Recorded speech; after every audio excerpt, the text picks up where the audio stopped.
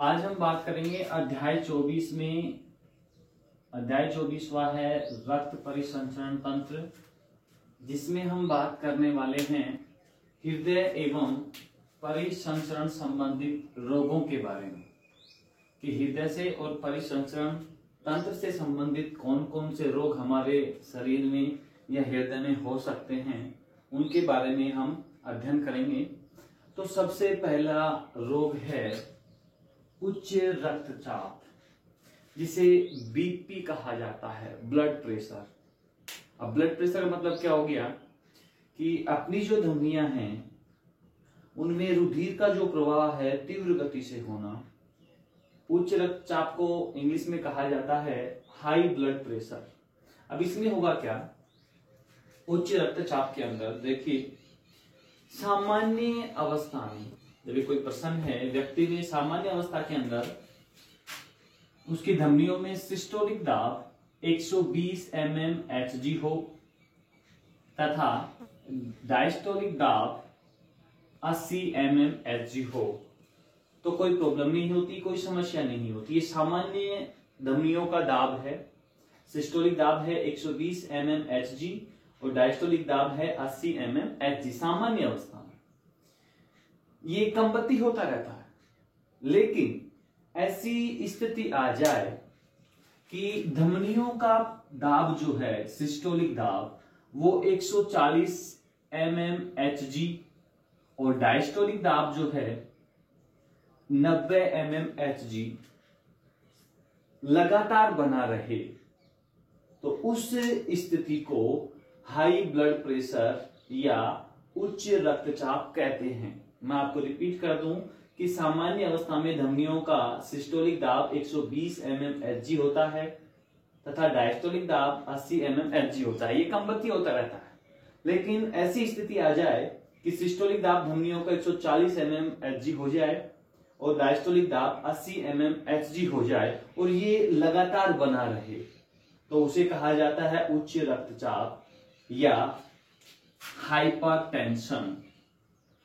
Hypertension इसे कहा जाता है। दूसरे रोग के बारे में बात करते हैं, हृदय धमनी रोग, जिसे CAD भी कहा जाता है, कोरोनरी आर्टरी डिसऑर्डर। हृदय धमनी रोग में होगा क्या, देखो धमनी दिया हुआ है, धमनी मतलब रुधिर को ले जाने वाली, शुद्ध रुधिर को ले जाने वाली। अभी धमनी में होगा क्या, धमनी में जो रुधिर है उसमें जो कोलेस्ट्रॉल मौजूद होता है और जो कैल्शियम के लवण मौजूद होते हैं उनमें निक्षेपण होने लगता है। अब निक्षेपण कैसे होगा, देखिए धमनियों में रुधिर बह रहा है, जब कैल्शियम और कोलेस्ट्रॉल का निक्षेप होगा तो धमनियों का व्यास सिकुड़ने लगेगा। निक्षेप का मतलब होता है कि कैल्शियम की जो लवण है वो रुधिर की जो वाहिनियां हैं जैसे धमनियां उनमें जमने लगता है, और रुधिर जमेगा तो जो वाहिनियां हैं उनका जो लचीलापन है वो लचीलापन कम होने लगेगा। अब लचीलापन कम होगा धमनियों का तो उनमें कठोरता आएगी, कठोरता आएगी तो धमनियां फट भी सकती हैं, क्योंकि रुधिर का प्रेशर उन पे पड़ेगा, जैसे रुधिर का दाब उन पे पड़ेगा तो वो फट भी सकती हैं।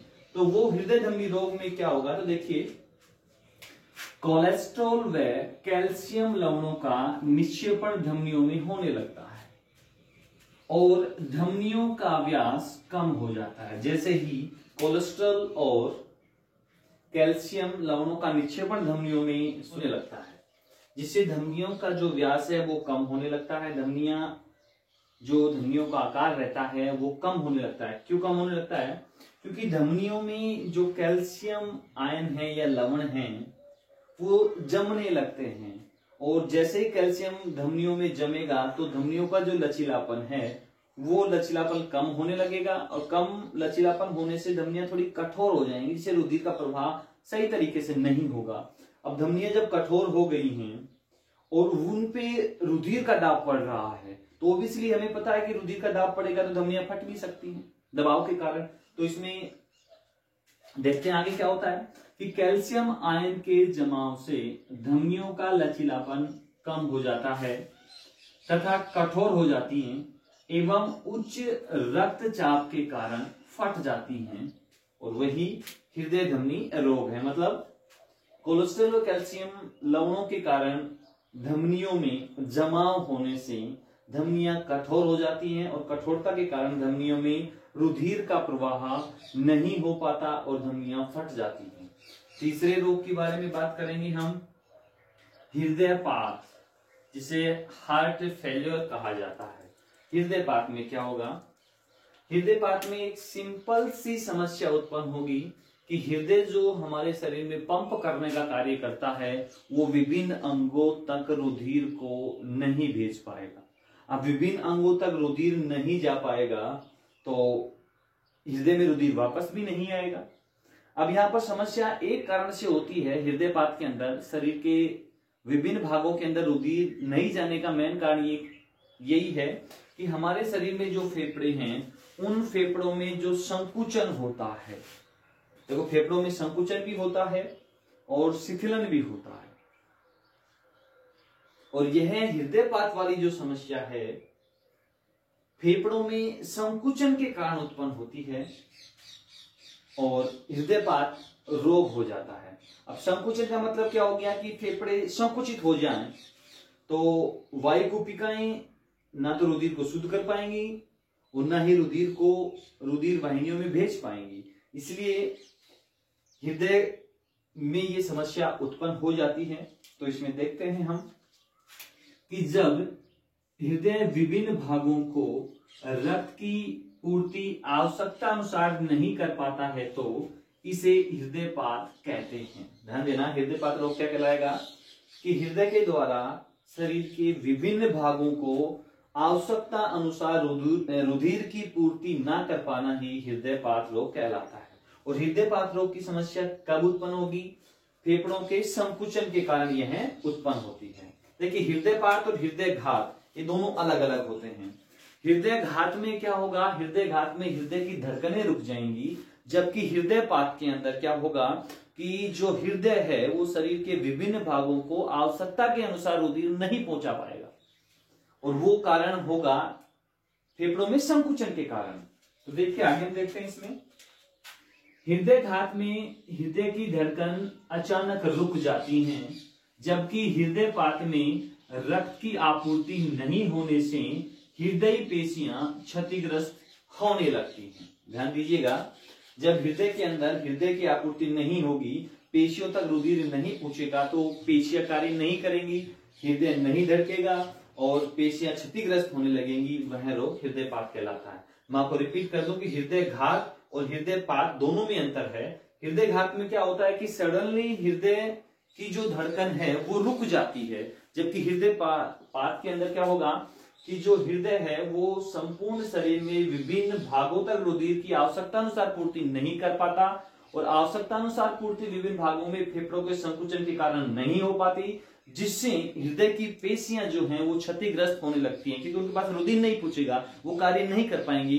रुधिर में ही न्यूट्रिएंट होते हैं, रुधिर में ही ऑक्सीजन होता है, इसलिए हृदयपात की संभावना हो जाती है। अगला रोग है हृदय शूल रोग, जिसे एंजिना कहा जाता है। इसमें क्या होगा? हृदय शूल, सिंपल सी बात है, इस रोग में हृदय जो है उसकी जो पेशियां हैं उसमें ऑक्सीजन की पूर्ति नहीं हो पाती। जब ऑक्सीजन नहीं मिलेगा तो पेशियां कार्य नहीं करेंगी। अब सिंपली क्या होगा, हृदय शूल के अंदर ऑक्सीजन पेशियों को नहीं मिल पा रहा है, पेशियों में ऐंठन उत्पन्न होने लग जाती है। अब जैसे ही पेशियों में ऐंठन उत्पन्न होगी तो जो सीने के अंदर बहुत तेज दर्द होने लगता है और वो दर्द लगातार बना रहे तो एक अटैक की सी संभावना जाती है या मांसपेशियां मरने लगती हैं और वही हृदय शूल कहलाता है। ध्यान देना, रिपीट कर रहा हूं, हृदय शूल में क्या होगा कि हृदय की जो पेशियां हैं उसमें ऑक्सीजन नहीं पहुंच पाएगा, ऑक्सीजन नहीं पहुंचेगा तो पेशियां ऐंठन महसूस करेंगी, ऐंठने लगेंगी और ऐंठने से सीने में दर्द प्रारंभ हो जाएगा और सीने में दर्द लगातार रहे तो हमारी जो हृदय में पेशियां हैं वो मरने लगेंगी, क्योंकि उनके पास ऑक्सीजन नहीं जा रहा है। अब वो मरने लगेंगी, वही रोग हृदय शूल कहलाता है या हृदयघात कहा जाता है उसे। देखिए, हृदय पेशियों को ऑक्सीजन ना मिलने से उनमें ऐंठन उत्पन्न हो जाती है, जिससे सीने में तेज दर्द होने लगता है। यह समस्या ज्यादा समय तक रहे तो पेशियां मृत हो जाती हैं, जिससे हृदयघात हो जाता है। ध्यान देना कि हृदय शूल में क्या होगा कि हृदय पेशियों को ऑक्सीजन नहीं मिलेगा, ऑक्सीजन नहीं मिलेगा तो पेशियां अपना कार्य नहीं कर पाएंगी, और पेशियां अपना कार्य नहीं करेंगी तो सिकुड़ने लगेंगी। सिकुड़ने से सीने में बहुत तेज दर्द उत्पन्न हो जाएगा, और वो दर्द लगातार बना रहे तो मांसपेशियां मरने लगती हैं, क्योंकि उनको न्यूट्रिएंट नहीं मिलेगा, ऑक्सीजन नहीं मिलेगा, तो जो लिविंग सेल्स हैं, मांसपेशियां जो हैं, मसल्स जो हैं, वो डेड होना स्टार्ट हो जाएंगी, और वही हृदय शूल कहलाता है। अगली डिजीज के बारे में बात करते हैं, मायोकार्डियल इंफार्क्शन। इसको ध्यान से पढ़ना। मायोकार्डियल इंफार्क्शन जिसे हार्ट अटैक कहते हैं। मायोकार्डियल इंफार्क्शन में क्या होगा, जो हार्ट की मेन आर्टरी है, हृदय की जो मेन धमनी है, कोरोनरी धमनी, उसमें रुधिर अवरुद्ध हो जाता है, यानी कि उसके द्वारा जो रुधिर जा रहा है हार्ट में, वो रुधिर अवरुद्ध हो जाएगा, और रुधिर के अवरुद्ध होने से मांसपेशियों को रुधिर नहीं पहुंच पाएगा, और मांसपेशियों को रुधिर नहीं पहुंचेगा तो मांसपेशियों के पास ना तो न्यूट्रिशन जा रहा है, ना ऑक्सीजन जा रहा है, और रुधिर नहीं पहुंचने के कारण पेशियां क्षतिग्रस्त होकर काम करना बंद कर देती हैं, और जैसे ही हृदय की मांसपेशियां काम करना बंद कर देंगी तो हृदय की धड़कन सडनली बंद हो जाएगी, और उसे ही हार्ट अटैक कहते हैं। देखिए इसमें कोरोनरी धमनी में अवरोध उत्पन्न होने से हृदय पेशियों को पर्याप्त रुधिर नहीं पहुंच पाता, और पेशियां क्षतिग्रस्त होकर काम करना बंद कर देती हैं, और मायोकार्डियल इंफार्क्शन की स्थिति उत्पन्न हो जाती है। हार्ट अटैक या मायोकार्डियल इंफार्क्शन में क्या होगा, कोरोनरी जो धमनी है, जो हार्ट को रुधिर ले जाके देती है, या हार्ट की जो मांसपेशियां हैं उनके पास जो रुधिर पहुंचाती है, वो कोरोनरी धमनी है। अब उस कोरोनरी धमनी में रुधिर नहीं जा रहा है, अवरुद्ध हो गया है, तो हृदय की पेशियों के पास रुधिर नहीं पहुंच पाएगा। अब हृदय की पेशियों के पास रुधिर नहीं पहुंचेगा तो वो जो हृदय की पेशियां हैं वो मरने लगेंगी, और मरने लगेंगी इसका कारण क्या हो गया कि हार्ट का ब्लॉक हो जाना, या हार्ट का कार्य करना बंद कर देना। अगला रोग है आपका हृदय अवरोध, कि हृदय में अवरोध कैसे उत्पन्न होंगे, हृदय कार्य करना कैसे बंद करेगा, जिसे हार्ट ब्लॉक कहते हैं। हार्ट का ब्लॉक होना मतलब हृदय के चारों कपाट कार्य करना बंद कर देना। ये जो कपाट हैं किस तरीके से कार्य करना बंद करेंगे, या हृदय अवरोध कैसे हो जाएगा। देखो पंप करना बंद कर देगा हृदय, तो ना तो हृदय फेफड़ों में जा पाएगा, हृदय से रुधिर फेफड़ों में जा पाएगा, और ना ही हृदय से रुधिर संपूर्ण शरीर में जा पाएगा, और वह रोग हृदय अवरोध कहलाता है। इसमें होगा क्या, देखिए हमारे हृदय के अंदर 4 चेंबर्स थे, दायां आलिंद, दायां निलय, बायां आलिंद, बायां निलय। अब हमें पता है कि दाएं आलिंद में ऐसे नोड उत्पन्न था जो आलिंद निलय दोनों के बीच में विभव को लेके जा रहा था, हिंज समूह तक पहुंचा रहा था, हिंज के जो समूह थे वहां तक उसको पहुंचा रहा था। हिंज के समूह उनको पुरकिंजीय फाइबर्स तक पहुंचा रहे थे, पुरकिंजीय फाइबर्स जो थे विभव को निलयों की दीवारों तक पहुंचा रहे थे, जिससे निलय की दीवारों के अंदर, या यूं कहें कि निलयों में संकुचन व शीतलन की क्रिया हो रही थी। अब यहां पर कंडीशन क्या हो जाती है, हृदय अवरोध में ये क्रियाएं स्टॉप हो जाती हैं, जिससे निलय, दोनों निलय कार्य करना बंद कर देते हैं। अब दोनों निलय कार्य करना बंद कर देंगे तो रुधिर ना तो दाएं निलय से फेफड़ों में जा पाएगा और ना बाएं निलय से संपूर्ण शरीर में आ पाएगा, वही हृदय अवरोध कहलाता है। देखिए इसमें हिंज के समूह कार्य नहीं कर पाते, जिससे ऐसे नोड से उत्पन्न विभव निलयों तक नहीं पहुंच पाता, और निलयों में संकुचन व शीतलन की क्रिया अवरुद्ध हो जाती है, जिससे रक्त परिसंचरण की क्रिया अवरुद्ध हो जाती है, और रक्त परिसंचरण की क्रिया अवरुद्ध होगी तो हृदय अवरोध जैसी समस्या उत्पन्न हो जाएगी। मैंने अभी आपसे कहा था कि हृदय अवरोध में क्या होगा कि ऐसे नोड से जो विभव उत्पन्न होंगे दाएं आलिंद से, वो विभव हिंज के समूह नहीं ले जा पाएंगे, क्योंकि इस स्थिति में हृदय अवरोध में हिंज के समूह कार्य करना बंद कर देते हैं,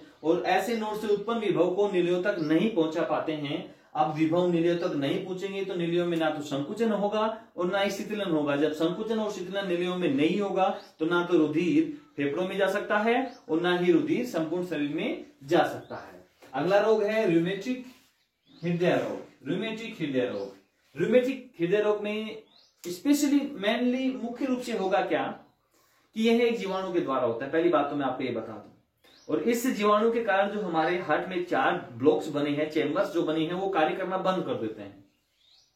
अब वो कार्य करना बंद कर देंगे तो हृदय की जो पेशियां हैं उनमें ना रुधिर पूछेगा, ना वो कार्य ठीक तरीके से कर पाएंगी, तो ये रोग हो जाता है। देखिए, यह रोग स्ट्रेप्टोकोकस विरिडेंस जीवाणु के कारण होता है। ध्यान देना कि जीवाणु कारण स्ट्रेप्टोकोकस विरिडेंस जीवाणु के कारण यह रोग होता है। और ये जीवाणु जो है, ये जीवाणु हृदय के कपाट को ठीक तरीके से काम नहीं करने देता। देखिए आगे, इस जीवाणु के कारण हृदय के कपाट ठीक से कार्य नहीं कर पाते हैं और हृदय पेशियां कमजोर हो जाती हैं। ध्यान दीजिएगा, स्ट्रेप्टोकोकस विरिडेंस जीवाणु के कारण रूमेटिक हृदय रोग होता है और यह जीवाणु हृदय के कपाटों को ठीक से कार्य नहीं करने देता, यानी उन कपाटों को अवरुद्ध कर देता है कार्य करने के लिए या रोक देता है। और जैसे ही कपाट कार्य नहीं करेंगे तो हृदय की जो पेशियां हैं वो कमजोर होने लगेंगी और इस रोग को रूमेटिक हृदय रोग कहा जाता है।